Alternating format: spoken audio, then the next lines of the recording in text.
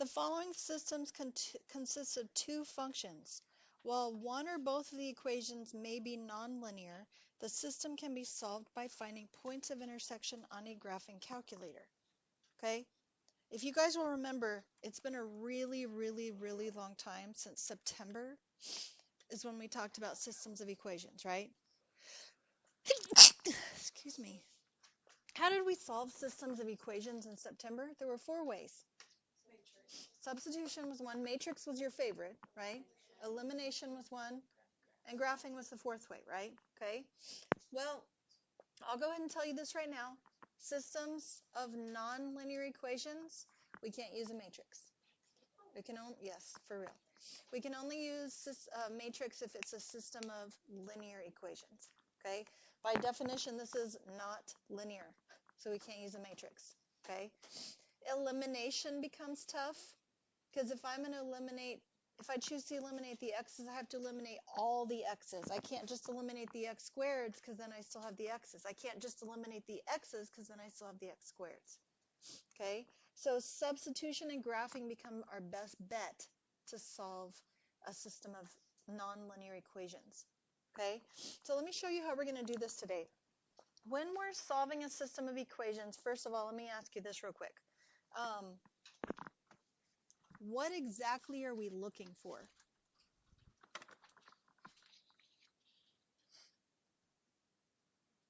Points of intersection, right? And if we're talking about nonlinear equations, let me see. Grab a... What possibilities do we have? Well, nonlinear, let's just say we have 2 parabolas, right? So I could have this parabola right here, and then I could have this parabola right here. How many points of intersection do I have here? Just the one, right? 1 point. So I could have one solution. Yes, there's a couple different ways this could look, right? I could have one parabola that opens up and one that opens down. And they could touch right there. That's still one solution, right? What are the other possibilities, though? 2, and what would that look like?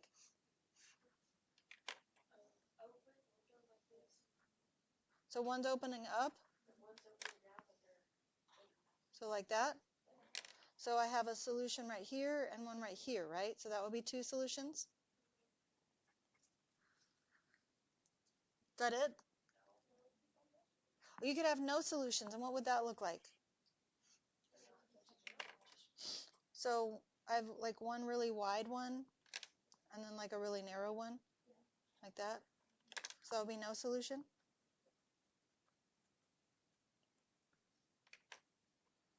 Or I could have literally one that opened up here, and then one opened down here, right? That would still be no solution. So 1, 2, or none, is that it? Is that the only possibilities? I'll give you a hint. I just drew another graph, right?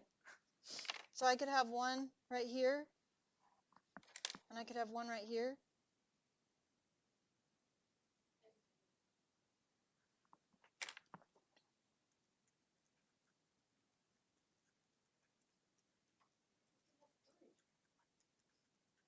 We'll get there in just a second. Let's talk about this real quick. Some of you have gotten into a habit of saying all real solutions right here. But all real solutions and infinitely many solutions mean 2 different things. Infinitely many solutions, like we have written here, means what? Every point on this line is a solution, right? All real solutions implies that this point right here is a solution. Is it? No, it's not on the line. So we're going to be careful with our semantics, with our word choice right here. We're going to say infinitely many solutions. You okay with that? Okay. So I heard somebody say 3. Okay. How is that going to happen? Oh, but remember we're talking about functional parabolas, right? Y equals x squared. So our parabolas have to open up or down. So what are our other choices if our parabolas can only open up or down? Besides 1, two, none, or many. There's not any, is there? There's not any other choices, are there? Okay? But one of the main things I do want you to remember from this is, first of all, these are some possibilities. These are not the only possibilities, right? As far as what the graph looks like. This is all the possible solution types we can have. But the main purpose of me drawing this for you is to realize that what we're looking for is what? Where they cross, right? The points of intersection. Now, this is if it just happens to be two parabolas, right? In a system of nonlinear equations or a nonlinear system, am I allowed to have a parabola and a line? Wasn't the line a line? But because I have a parabola, then isn't it a nonlinear system? The whole system has to be linear for it to be a linear system, right? So there's still other ways I could have two solutions, just depending on what I have. I could even have like a square root function and a line, right? Like that, which would give me one solution, correct? Any questions? The main idea is what, though? We're looking for points of intersection, okay? So let's go back and look at number one. I'm going to zoom in a little bit so you can see it a little bit better. Also, so you can see my calculator, which you are all getting on your own calculators right now, right? Okay. For the record, you will need your calculator all week this week, so please have it out when you get here, okay?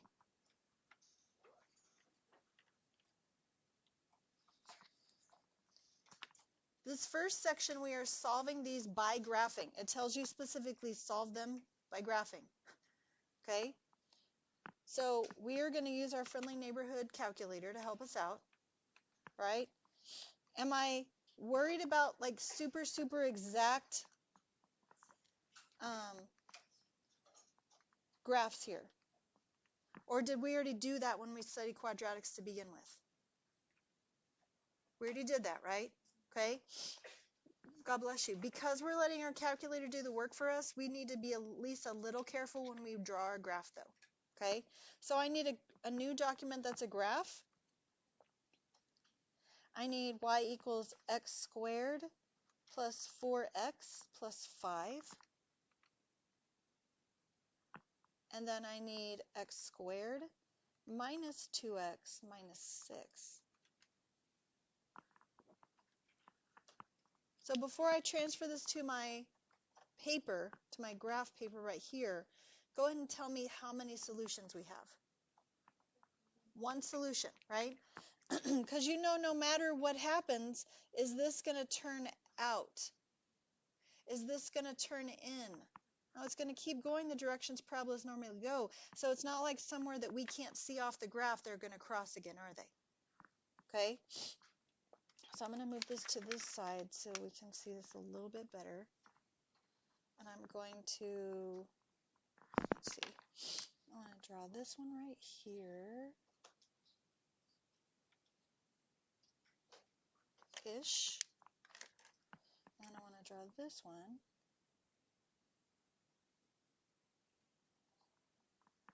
Okay, so how good did I do? I'm not asking for your praise. That's not what I'm asking for. What I'm saying, how close did I get to the actual graph? Pretty close, right?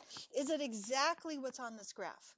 No, I could go to Control T and get actual points and put them on here, right? But like I said before, that's not our focus today. Our focus is to solve a system of nonlinear equations, and our focus is to find that point right there, isn't it? Okay, menu. Analyze. Intersection.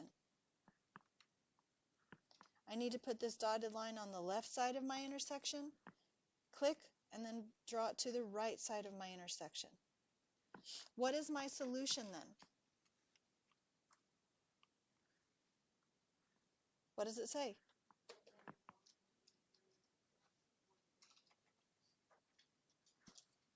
So in this particular problem, because I have only one point of intersection, I only have one solution, right? Is there going to be a time that maybe this one goes like this instead, and there will be two intersections?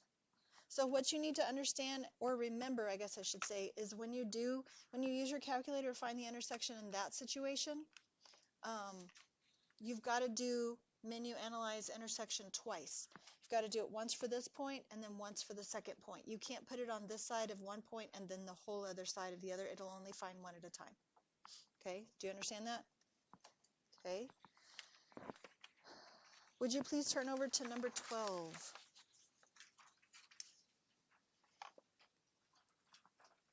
Am I solving this one with my calculator? No. I'm checking it with my calculator, but I'm solving it algebraically. And I already told you that today we're going to deal with solving it with graphing and substitution, right? Those are our best bets here.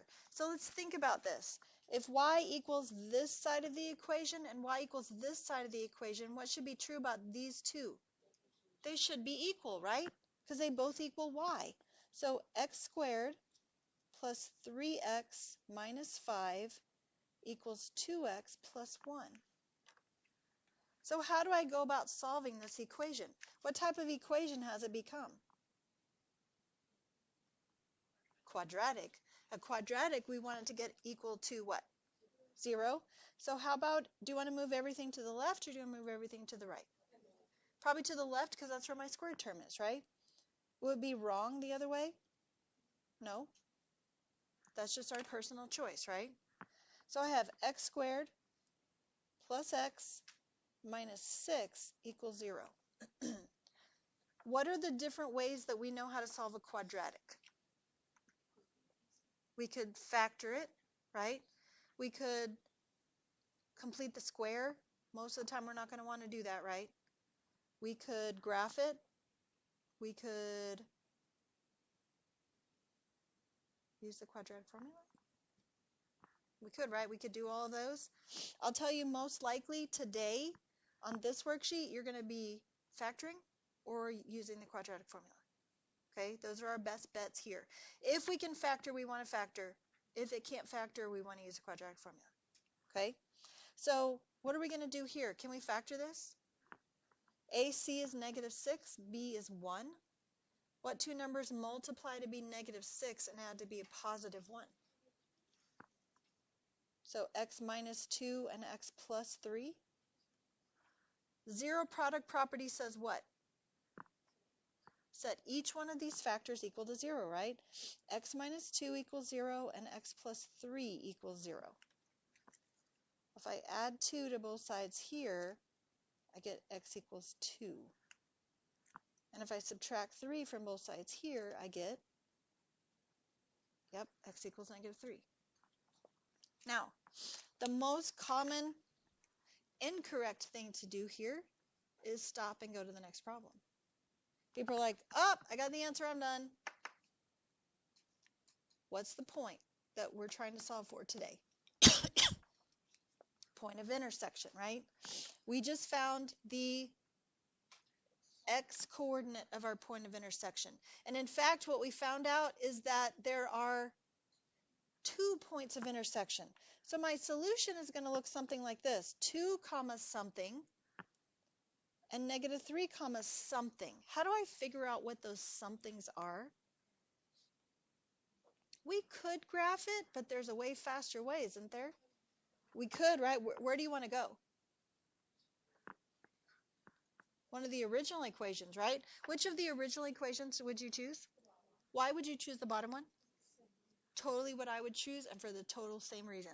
It's easier, right? So what I need to say is y equals 2 times 2 plus 1. Does anybody know what 2 times 2 is?